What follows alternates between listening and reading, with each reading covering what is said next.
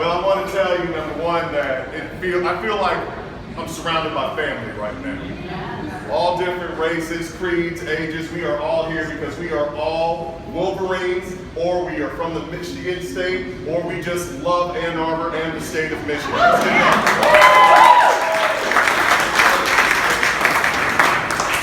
I want to let you know that it is an honor to be able to speak with you all today. I've been preparing this speech this week because it's really important for me to explain my story, and this is the first time I'm going to reveal some things publicly over the past 18 years.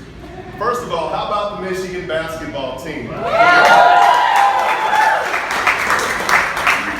won the Big Ten championship here in DC of all places, and made it to the Sweet 16.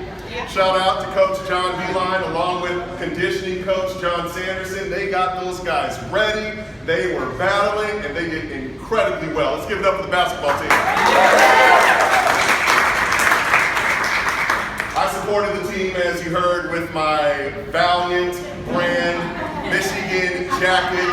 You gotta check it out, John Wangler, he has them, and they are absolutely awesome. I also want to let you know that it was exciting to watch the game with some of you at the RFD Bar and Grill near the Verizon Center. Had a lot of fun there. It was nice to see everyone decked out in their maize and blue colors. I mean, you should have seen it. It was like a sea in there. Some of you were there. Do you remember that? You know, when Eric asked me to speak today, I was honored and humbled, but I was also filled with another emotion, pride. That's because this occasion takes me back to the university I love and the state I adore.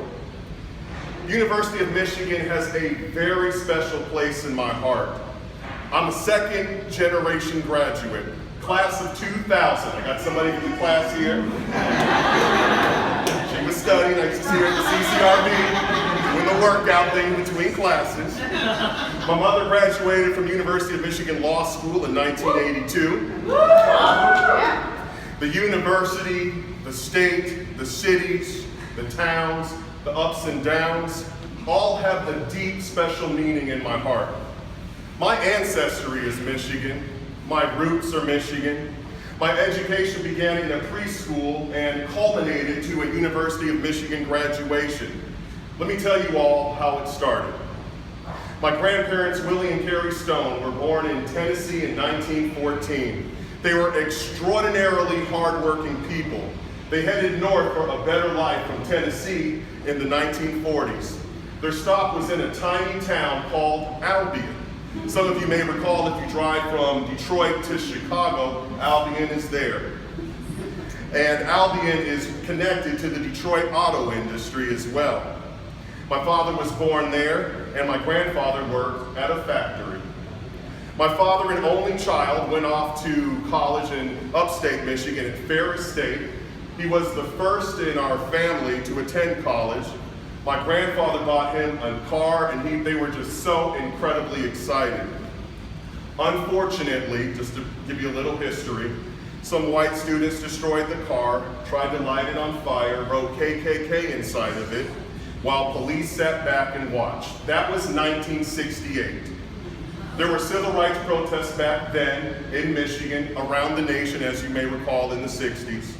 Fearing for his life, my father left Ferris State, went to Michigan State, where he earned a BA in accounting and an MBA in finance. He also met my mother there at State, who graduated with a doctorate in political science. I say that because that's the only thing I like about Michigan State. Don't get it twisted. The only thing I like is money and trees. My mother was then hired as an assistant professor in the Department of Political Science at University of Michigan. My roots were planted in Ann Arbor the day I was born, in a hospital that is now called the University of Michigan Hospital. We had a nice home off Packard Road. My grandparents visited every weekend. Michigan delivered their dream, and it was about to deliver mine. In time, I would live in other cities such as Boston while my mother was at Harvard, San Francisco, DC, but I returned to Michigan for my middle school and family events. Albion and Detroit were sadly deteriorating due to the diminished auto industry, but my bonds with my Michigan family and friends remained strong. Let me tell you something, as you all well know, Michigan people are generous, we are hardworking, we are survivors. So when the University of Michigan admitted me while I was at my senior year at St. John's College High School here in DC on Military Road, I knew I was returning to the great state, the state that I loved. I didn't want to go to any other school. It was a done deal. Now, truth is, my mother back then was a bit of a brainwasher when it came to education. I listened to her sometimes. I remember that she mentioned a man by the name of George Romney, a Republican governor she had met. He was the father of Mitt Romney. Or how about Coleman Young, a Detroit mayor? John Conyers, the longest-serving U.S. Congressman. Wilkins, who recently died, the veteran journalist and University of Michigan Law School graduate. He visited our house in Ann Arbor when I was a baby, and my mother hosted a reception for him just so I could meet him. Keep in mind, I was just 2 years old. He would look at me and she said, he's a Wolverine, I see it in him. Thank you, Mr. Wilkins, I appreciate it. There was no question in my mind that after St. John's that the next stop would be the University of Michigan. It was in my family genes, in my DNA, as Kendrick Lamar would say. It was my destiny. I didn't have the fears my father had about going away to college after his car was destroyed in the 60s by hate. However, I did fear the rumor about the diag. The spot where students meet outside at Central Campus. Don't you ever step on that M. If you see the M, just be like, step over it, because you know what the superstition is. If you step on the M, you fail your first. And I didn't, so I passed. You are good, I like you. Rollerblades, that was my way of getting around on campus. I remember one day, one student saw me cutting through the diag and he shouted, "I didn't know that black people rollerblade." Now keep in mind, he didn't say this maliciously, he wasn't racist, he honestly did not know. He told me the first time he saw a black person rollerblading was at the University of Michigan. I learned not to view every innocuous statement as a racist expression. This is a lesson that would help me throughout my life. We all need to be more exposed to each other, and this is what Michigan successfully did with its educational mission.